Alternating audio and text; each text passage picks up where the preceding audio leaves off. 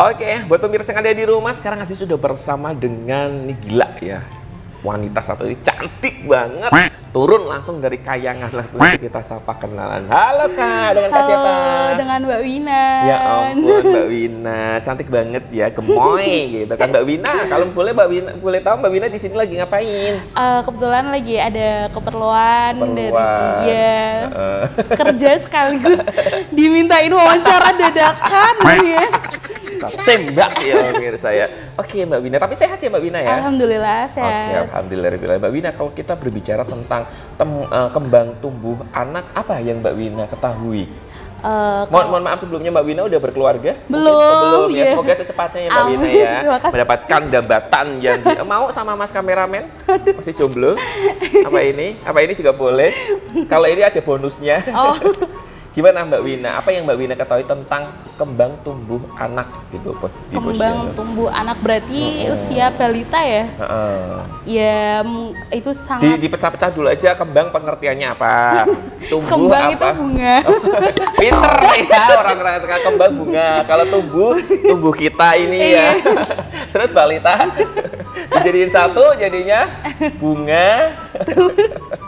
Terus yang saya tahu kembang tumbuh anak itu sangat diperlukan ya Mas. Pengertiannya dulu dong. Oh, pengertiannya. Kembang tumbuh anak itu apa? Kembang tumbuh anak itu berarti pertumbuhan anak di usia balita itu yang tidak memakan MSG karena belum bisa makan cilor. Ini gimana sih? Malah jajanan traveling ya pemirsa ya. Jadi ya pertumbuhan anak yang harus pantau oleh orang tuanya sih. Orang tuanya ya. Jadi kalau mamanya orang lain nggak boleh mantau ya.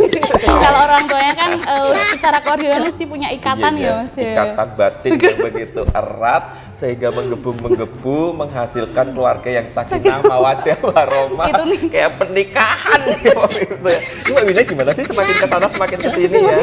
Jadi kalau umamnya tumbuh kembang anak itu kan kalau tumbuh itu kan berarti semakin besar, semakin baik. Semakin kok baik sih? Baik sih, semakin besar kan ada pelajarannya, yang didapat gitu loh Mas. Betul. Kalau berkembang kan berarti kayak apanya? Makannya, pola asuhnya dan lain sebagainya. Oke. Kemudian Mbak Wina tahu nggak yang dinamakan dengan golden age?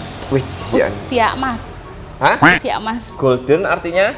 Golden tuh gold emas. Gold kan emas. Kalau age?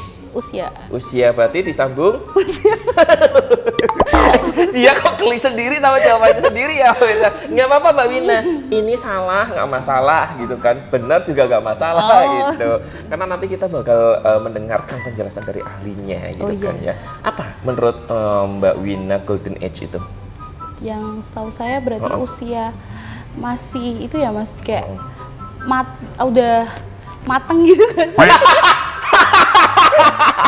Digoreng kali mateng. Maksudnya masih dalam ingatannya tuh masih bisa gitu, maksudnya masih. Berarti kalau maunya udah nggak golden age, ingatannya udah nggak bisa berfungsi. Kalau anak kecil-kecil kan kadang masih bisa, ini niru ke orang lain, gitu. Masih ingatannya tuh masih bagus lah. Ingatannya masih bagus. Jadi kalau mamanya sudah tidak golden age, ingatannya pasti Mbak Wina udah nggak ini ya. Udah nggak lupa soalnya. Oke, Mbak Wina, menurut Mbak Wina range usia berapa sih golden age itu? Yang Mbak Wina ketahui aja. Yang usia 5 tahun. 5 tahun sampai 70 tahun. Oh enggak. 5 tahun. 5 tahun sampai 13 tahun. Enggak sih. Berapa? 7 ya. 5 bikin kamu sendiri. Sok tahu banget ya. Ibu, di sini Aziz lagi membahas tentang kembang tumbuh anak di posyandu, pemantauan kembang tumbuh anak di posyandu ya. Ibu tahu nggak pengertian posyandu itu apa? Ya itu untuk nimbang anak. Untuk nimbang anak, kakek-kakek, nenek-nenek, ibu-ibu, semuanya. Iya semuanya ada ya. Karena kan tergantung posyandunya ya, ada posyandu balita, posyandu batita, posyandu lansia dan juga lain sebagainya. Kalau tentang imunisasi, apa yang Ibu ketahui tentang imunisasi? Apa sih imunisasi itu Ibu? Ya itu buat kekebalan anak. Kekebalan anak ya. Kalau kekebalan untuk ibu uang 100.000 10 kali. Banyak itu. Banyak. Itu udah langsung kebal ya Bu ya. Langsung. Luar biasa sehat walafiat pemirsa. Oke, kalau yang ibu ketahui tentang imunisasi ya, ada berapa sih Bu? Ada berapa imunisasi tahapan yang akan dilakukan untuk balita atau bayi? Kan ibu kan sudah memiliki anak ya. Tapi lupa yang tahu aja nggak apa-apa. Yang tahu aja. Yang pertama kan waktu yang campak. Aziz juga pernah Bu imunisasi campak waktu dewasa. Kapan? Dicampakkan. Masuk. Terus oh iya betul. Maaf. Terus ada selain campak Bu? Campak terus itu apa? Nurlela. Oh, siapa Bu? Siapa dong? Nurlaba. Bukan. Yang itu sih. Nurbella.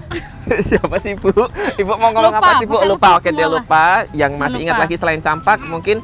Kalau sekarang kan itu yang buat imunisasi buat yang COVID itu. COVID. Apa itu Bu namanya Bu?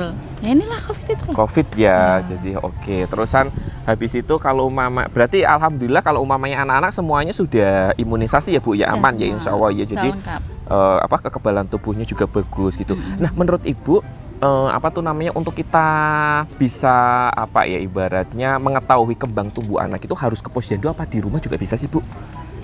Ya di rumah juga bisa, ke posyandu emang harus itu sebulan sekali. Sebulan sekali ya. Kalau di rumah coba Ibu bisa bagikan tipsnya untuk pemirsa nggak, bagaimana sih cara untuk mengecek kembang tubuh anak di rumah gitu, yang Ibu biasa lakuin aja gitu. Ya dari makanannya yang dikonsumsi. Terus dari cara anaknya berkembang itu kan kalau segini kan TK udah bisa nulis, nyanyi itu harus. Nyanyi harus ya.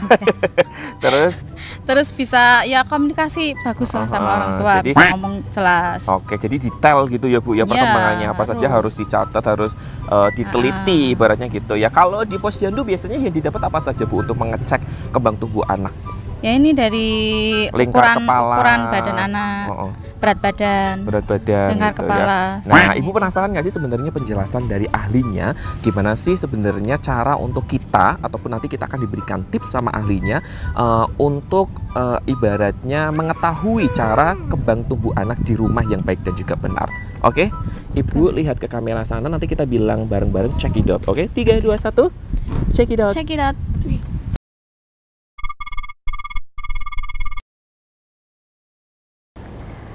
Yang dimaksud dengan tumbuh kembang balita adalah yang pertama ya, tumbuh itu berarti perkembangan secara fisik dari seorang balita.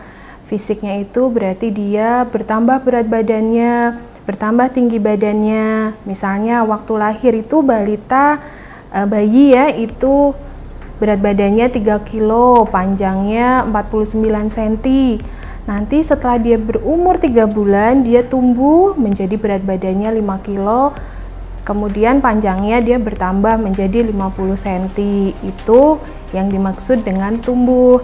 Sedangkan yang dimaksud dengan berkembang itu kaitannya dengan emosi, kemampuan dari si anak, si balita.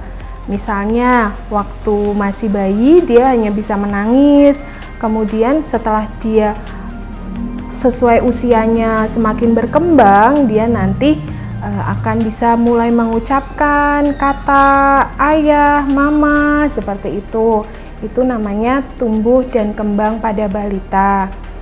Pada balita, usia yang kita kenal golden age ya, atau periode emas, itu sangat cepat untuk tumbuh kembangnya.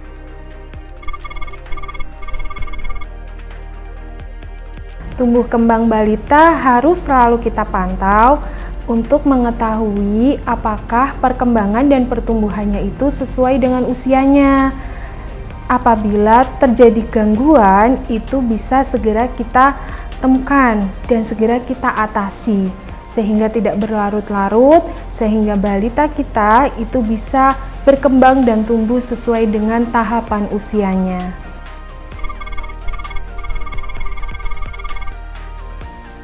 Golden age itu dimulai dari masa kehamilan, ya perlu diketahui. Jadi dari masa kehamilan itu harus dijaga, harus diperiksakan kehamilannya, biar ibu hamil dan janin yang ada di dalam perut ibu itu bisa tumbuh dan berkembang dengan baik. Kemudian nanti setelah persalinan sampai dengan anak umur 2 tahun itu harus terus kita awasi pertumbuhan dan perkembangannya. Karena di masa itu pertumbuhan itu sangat cepat, otak bayi itu akan berkembang jauh lebih cepat, hampir setengah manusia dewasa sampai dengan umur 2 tahun tersebut.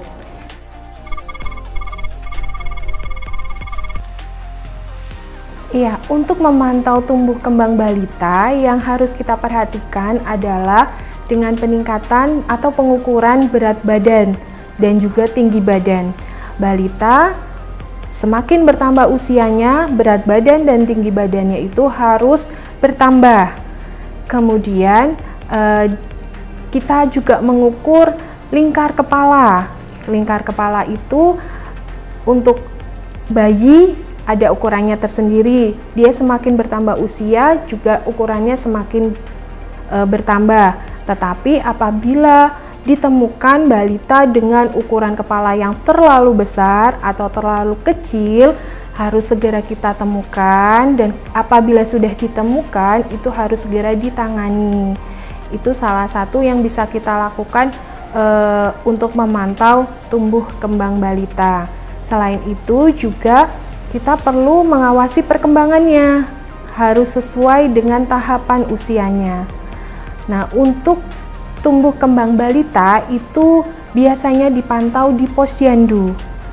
Posyandu adalah pos pembinaan terpadu yang hampir ada ya di seluruh lokasi.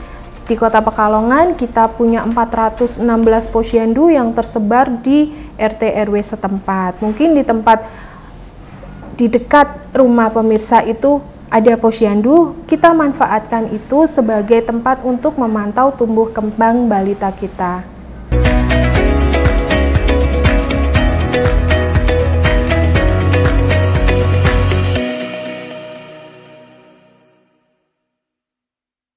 Oke, pemirsa yang ada di rumah, Asi sekarang sudah bersama dengan partner siaran radio Legend of the Week. Kita reuni nih. Lama ya, nggak tahu ya. Sehat ya Pak Anjina ya? Alhamdulillah sehat. Luar biasa. Ini penyiar radio legend nih pemirsa ya. Oke, tapi di sini kita nggak akan ngebahas bicara tentang legend, nggak bicara tentang radio. Penyiar radio nih Pak. Tapi kita lagi ngebahas tentang apa tuh namanya, tips untuk perkembangan tubuh anak di posyandu. Berat bapak-bapak kon ngomongin bicara tentang posyandu. Dan tapi harus tahu karena sebagai suami yang baik dan juga benar. Betul. Ya kalau nggak baik dan nggak benar nanti tidak masuk Al-Qur'an. Loh ya. Itu oke pemirsa, kita skip dulu aja ya. Oke Pak An tahu nggak kan di kebiasaan di masyarakat kita itu biasanya ada bedong. Sebenarnya bedong itu bagus nggak sih untuk kembang tumbuh anak? Menurut Pak An aja. Itu kan sebenarnya termasuk apa ya? Ini sejarawan adat, ya. Jawabnya lama nih pemirsa. Panjang. Adat atau budaya tradisi. Jadi kalau orang dulu itu melihat sesuatu itu kan dengan nilai filosofi maupun nilai manfaat yang yang ada. Jadi kearifan lokal. Jadi sebenarnya banyak hal yang terkait tentang masa lalu itu tidak hanya asal ada, tapi biasanya dulu kakek nenek kita, buyut kita dan sebagainya itu adalah mempresentasikan kearifan lokal ketika menyesuaikan dengan situasi kondisi dan lingkungan, biasanya seperti itu. Jadi ada tradisi itu saya kira masih sangat bagus, walaupun mungkin kalau secara kesehatan ya sebenarnya bagus juga. Karena juga, ya? Untuk apa sih bedong itu sebenarnya untuk apa sih Pak An? Kalau menjaga suhu anak juga mungkin karena masih di usia dini itu kan masih rentan. Nah itu jangan sampai biasanya mungkin tanpa kita sadari karena tidak di bedong itu nanti malah anak menjadi mudah keluar masuk angin. Ya. Oh masuk angin ya, bukan keluar angin. Bukan keluar angin. Kalau keluar angin kentut jadi. Nah itu salah satunya adalah itu, dan mungkin juga daya tahan tubuh. Jadi tetap ada kehangatan yang diselimuti itu adalah agar karena proses dari masa kandungan kemudian menghirup udara. Nah inilah masa seperti itu kan karena masa transisi. Belum selesai dari masa kandungan, menghirup udara, kemudian ke Pekalongan Art Festival. Nah masuk nggak? Masuk. Oke Pak An, kalau kita berbicara tentang tadi udah bedong ya. Nah kalau umumnya berbicara